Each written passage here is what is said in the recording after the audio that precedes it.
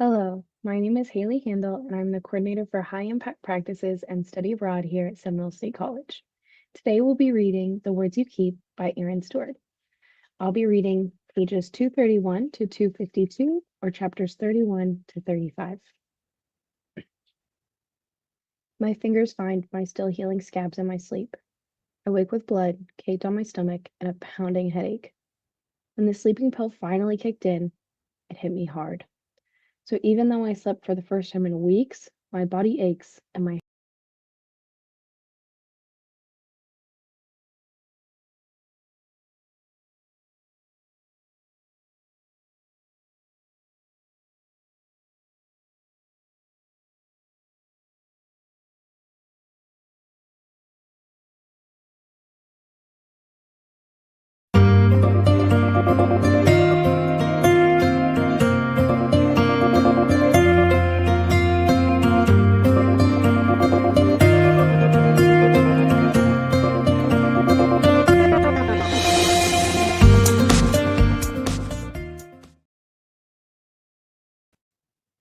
Hello, my name is Hailee Handel, and I'm the coordinator for High Impact Practices and Study Abroad here at Seminole State College. Today we'll be reading The Words You Keep by Erin Stewart. I'll be reading pages 231 to 252 or chapters 31 to 35. My fingers find my still healing scabs in my sleep. I wake with blood caked on my stomach and a pounding headache. When the sleeping pill finally kicked in, it hit me hard. So even though I slept for the first time in weeks, my body aches and my head is fuzzy. What's wrong with you? Margot asks when I almost speed through a red light on the way to her school. I slam on the brakes and stick my arm out to stop her from flying forward. She's got her fingernail between her teeth, chewing off a hangnail. Just stressed. Like I'm going to tell my 10-year-old sister the truth. Guess what? Your second sister is losing it, and everyone's about to find out. Plus, bad news. Fairview costs a small fortune, and Alice is using up what's left on projects she'll give up in a week. Good luck at school today. Not that it matters one flying rat's ass. Instead, I slap on an everything's going to be fine face. I learned from the best, after all, and practically peel out when the light turns green. As I pull into the school drop-off lane, Margot tells me how the key to fighting a Dementor is something called a Patronus.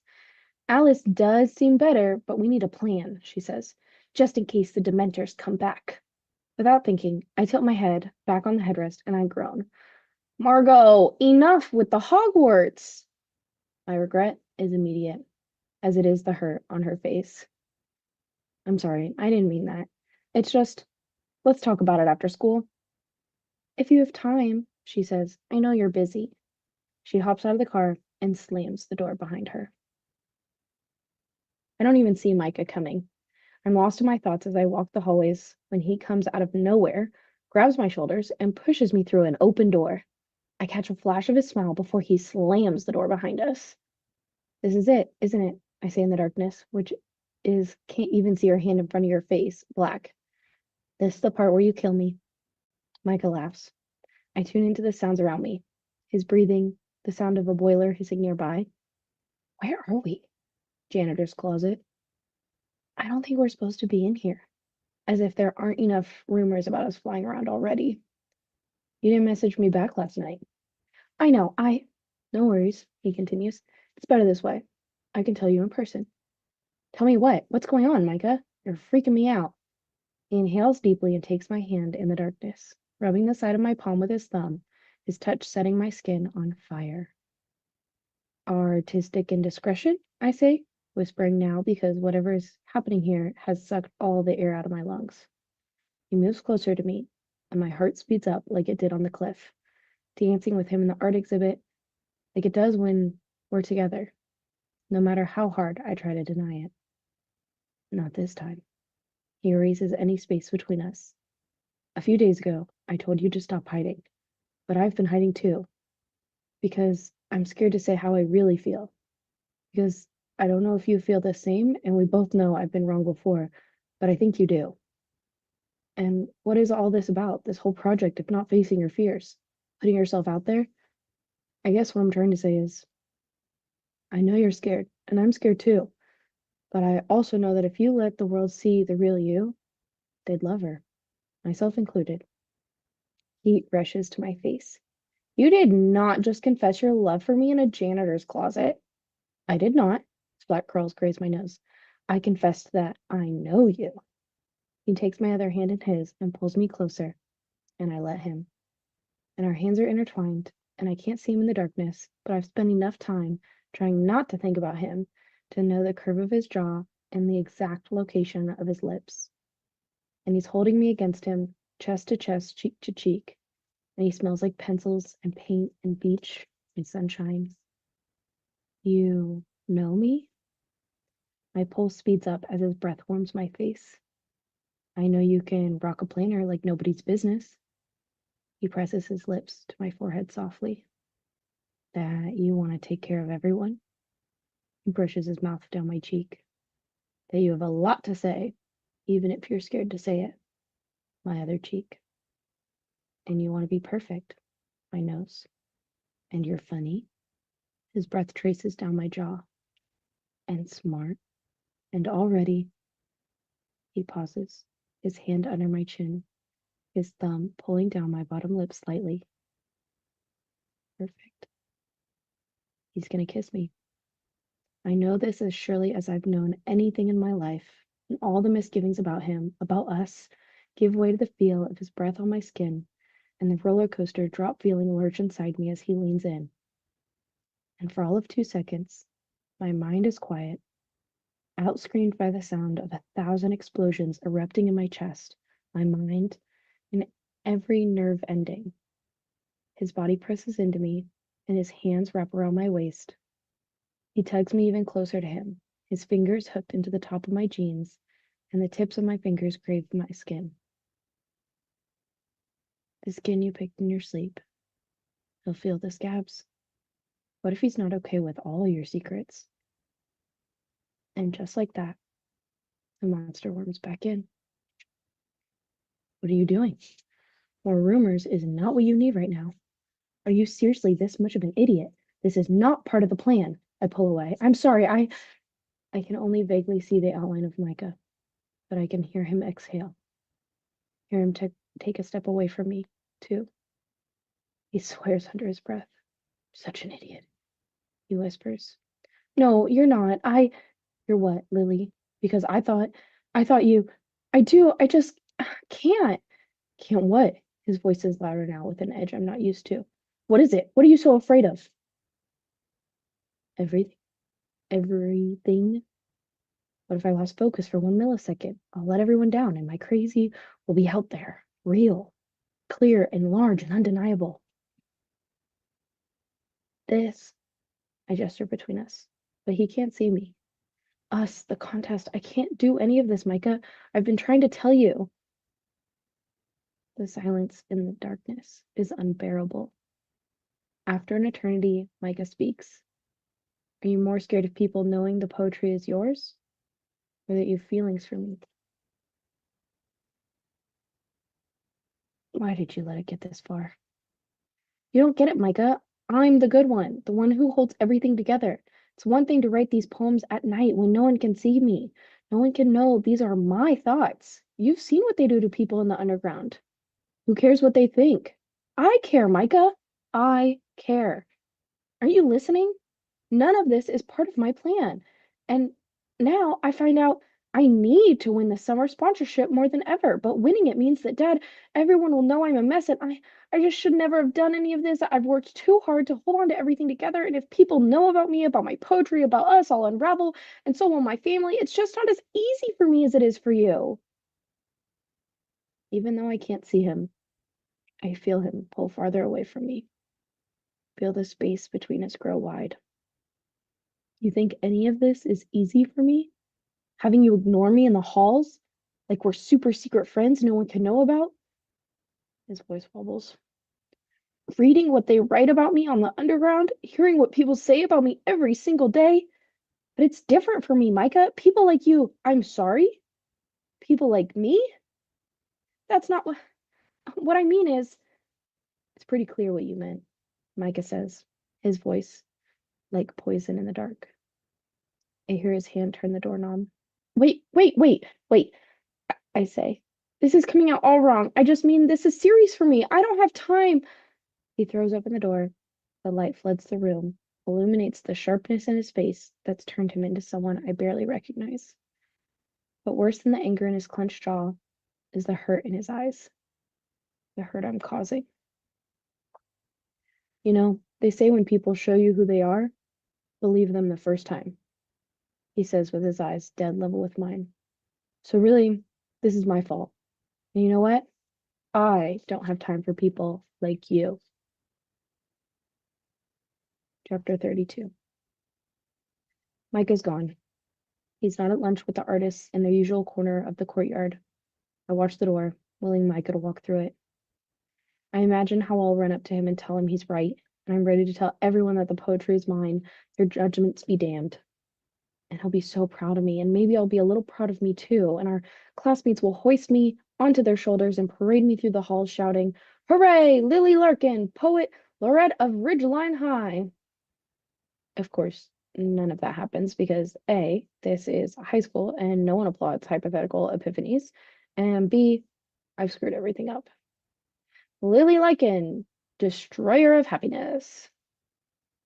Micah doesn't return all day. He's not in the halls, isn't in the art room, and I casually stroll by at the bell, although I'm not sure what I'm hoping for. That he'd be there, paintbrush in hand, thrilled to see me. Oh, Lily, so glad you could come. I've totally forgotten what a monster bee you were earlier. Let's draw, let's create, let's wander through the glory of our imagination in search of your muse. Huzzah! As I run the track after school, I watch the artists leave together. No Micah. When he's gone the next day too, I check the 100-acre wood so much during Spanish that I totally mess up on the oral exam, which is awesome because I've already tanked a quiz in Spanish and one in math because my brain can't seem to focus on anything. Sam sits with me during project collaboration. Her partner has taken over their entire project.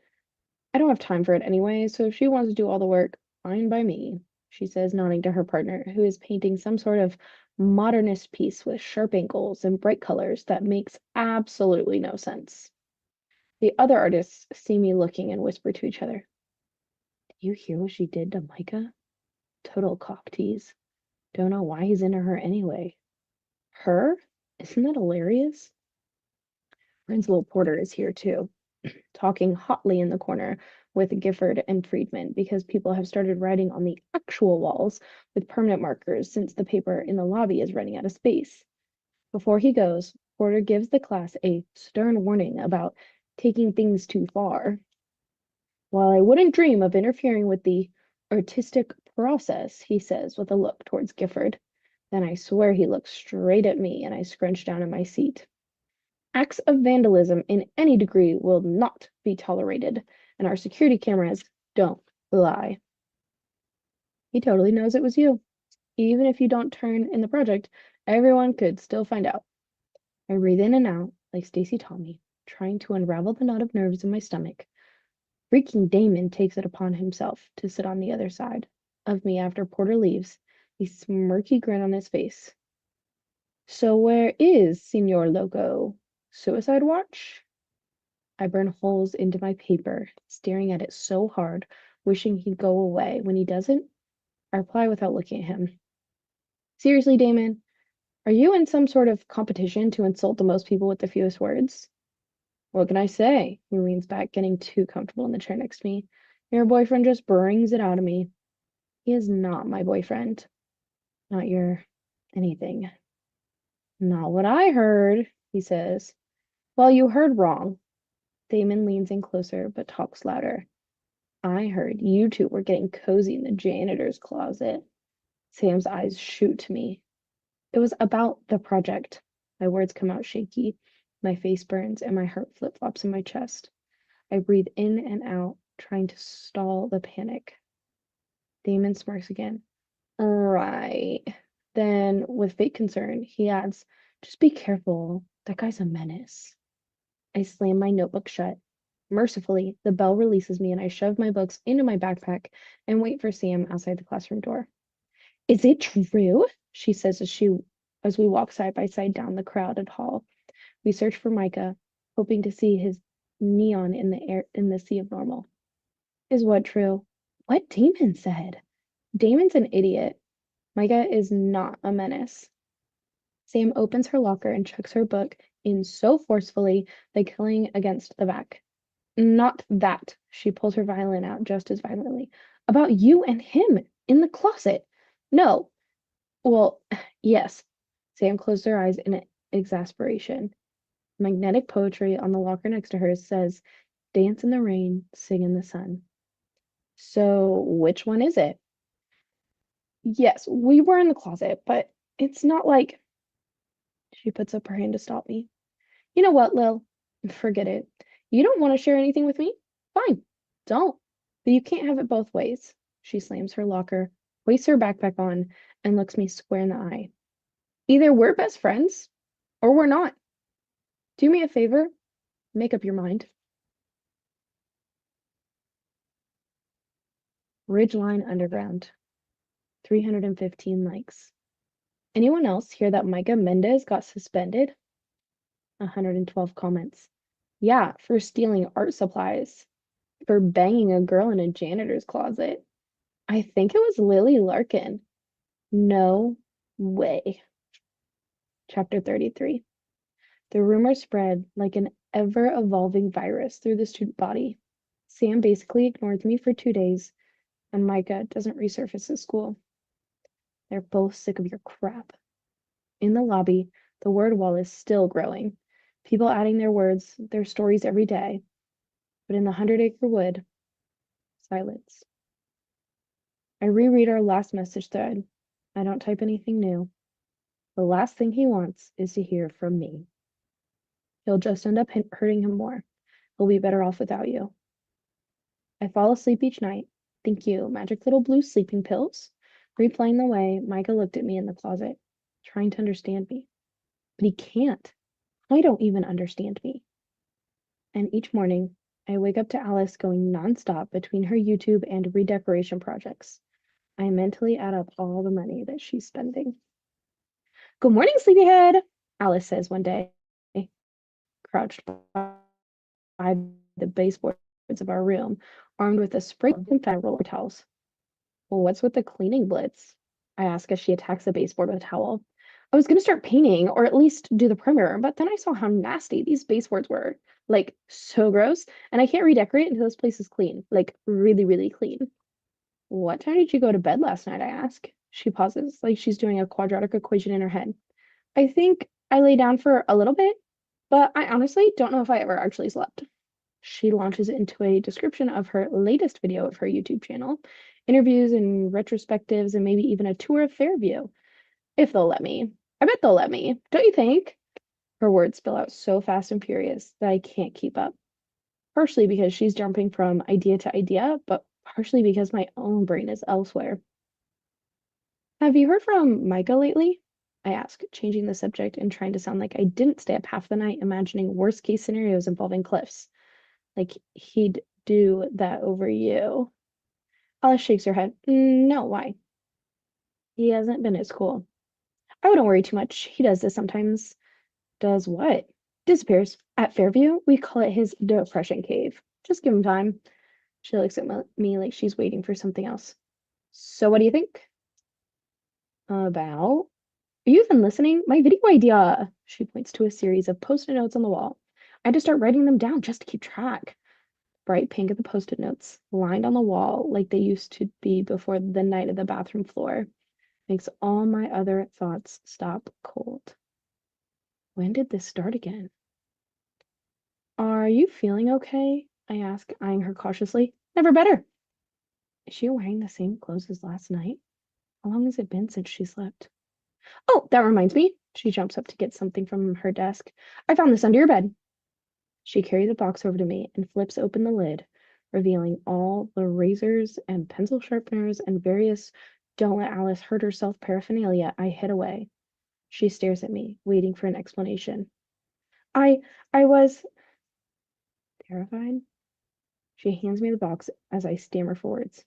Keep them if it makes you feel better, but I mean it, Lily. If you don't have to worry about me anymore. She scuttles out of the room, leaving a whirlwind of energy and disinfectant in her wake. I want to believe her. She's better. I'm better. We're better. Right? Isn't this what you wanted? For Alice to be Alice again? Is it never enough for you? Still, the symptoms of bipolar mania take through my head. Decreased need for sleep. She darts back into the room and grabs the blue painter's tape from the pile, jumps onto her desk, and yanks out a long strip where the ceiling meets the wall. Seeing her up there, her eyes wild with ideas, her words coming in a long, rambly string, makes my stomach tighten. Increased activity and agitation? My fingers start picking at a scab at my stomach. No! I'm not doing that anymore. Normally, I write something, but my brain can't focus on anything but the buzz of energy vibrating from Alice's direction. Or I'd message Micah, tell him how Alice is acting. But he loathes you now. I need something to stop my mind and fingers from turning on me. Can I help? She chucks a roll of tape at me, and I tape around a light socket, but it ends up wonky, so I rip it off and start again. And again, and again. Doesn't have to be exact, Alice laughs. It's too high and too shrill. Unusually elevated mood. I tell myself she's fine. She has to be. I just got her back. I can't lose her to the pills again. I ignore the uneasy feeling in my gut, rip the tape off, and try it again. Once, twice, 6 times, until it's perfect. 4 more days of silence in the 100-acre wood. Chapter 34. 4 more days of silence in the 100-acre wood. 4 days of me watching Alice, trying to decide if she's careening towards disaster or just being Alice. 4 days of people adding their secrets to the wall I created, even though I'm too much of a coward to claim my own words or my feelings about Micah. Alice says I'm brave, but I can't even bring the real Lily into the light. It's also been 4 days of cold shoulders from Sam, who thinks I'm hiding some spicy janitor's closet affair when nothing could be further from the truth right now. At track practice, she's stretching before our scrimmage against the high school from Riverside. She straight up ignores me when I lunge beside her. Sam, I say, come on, I'm sorry, okay? I promise there's nothing going on with Micah. It's just this contest. You know how important it is to me. Sam doesn't look at me. Yeah, well, I thought I was important too. You are, of course you. She turns to me now, her eyes a mix of anger and hurt. You missed my concert. No, no, that's not possible. It's not until next week. I grab my phone from my bag to check my calendar. Right there, last night, 7 p.m., Sam slays her solo. Did you text me? I ask. I shouldn't have to remind you about the most important night of my life. I know. I'm out of excuses. I can't even tell her where my brain has been because I haven't told her about Micah or the Gorilla Poets or Alice acting strange again. Things have been so crazy. I've been crazy. Save it, she says, putting her palm up to me. Don't give me the I've got a lot going on speech. We've all got a lot going on. Do you even know what I've been up late like? Do you even know that I've been up like every night, worried that if I miss a note or a beat or a millisecond of perfection, then I'll be letting everyone down? No, you wouldn't know that because you don't ask. Because this friendship has become so one-sided, it's embarrassing. I told you the other day, either we're friends or we're not. Your choice is pretty clear. You're right. I'll fix it. When's your next concert? Sam yanks my phone away and tosses it forcefully onto my track bag. I'm not an item on your to-do list, Lily. You shouldn't have to pencil me in. And then she turns and joins a pack of senior girls running the warm-up lap. Maybe I should run after her. Tell her everything that's going on in my head. She'll take pity on me, give me another chance. But she shoots me a don't even try to make things regular from across the track. So I warm up alone. my brain racing. You should have been there. You should have told her about Micah, about Alice, about you. You should have been a better friend. You should have been better. When my heart is called, my heat is called, I ignore the fluttery feeling behind my ribcage and line up on my spot. In autopilot, I dig my toes into the rubbery track and push my heel up against the starting block. I close my eyes and try to center, envision myself bolting down the lane. The race starts and time slows. My body pushes off the block instinctively. My thighs propel me forward with pure muscle memory. But my brain won't behave. Sam hates you. Micah hates you. Your grades are down. Your race times are up. And Dad's counting on a scholarship you're too chicken shit to win. You're on quite the sucktastic roll, aren't you? My mind focuses on the monsters a millisecond too long, and at 1 millisecond, the girl on my right passes me. I dig in, trying to catch her. She's a full body length ahead now. My chest is tightening, the pulse in my neck is flip-flopping, and someone has dropped a sledgehammer onto my lungs. I slip out of my body just in time to see her cross the finish line. I see me finish fourth. I see Coach's mouth moving at me. He wants to know what's going on in my head. Well, Coach, what's going on is my mom died when I was 6 and we lost our safety net. And then my big sister almost offed herself a few months ago. But now she's back and she has these pills that she's not taking. And Dad has little blue pills that I'm taking. And maybe I should have my own pills, but I don't because I can't, because pills mean you're sick, broken. And I'm Lily. I win races and scholarships because apparently I have to win scholarships. But my brain is leaking, or maybe it's clogged with memories of Alice on the floor and the voices of monsters that never quit. I see Coach telling me I'm this close to losing my spot on the qualifier. I see me nodding, me walking away, me alone. I find myself inside the school, staring at a group of freshmen taking their pictures with Micah's eagle. The wings spread out on either side of them, transforming them into birds. All around them, around me, are words and art and pieces of truth. The pieces of themselves everyone has left here. Because of my words, because of Micah. Micah, who didn't care if I won or lost, who brought me into the 100-acre wood and knew my flaws and stayed. But I pushed him away. I pick up a pen someone has left on the floor by the word wall. I find a small open corner and write 4 words. I'm tired of hiding. Then I turn and walk quickly, flanked by my words on the walls, as I head straight to the boy who helped me find them. Thank you.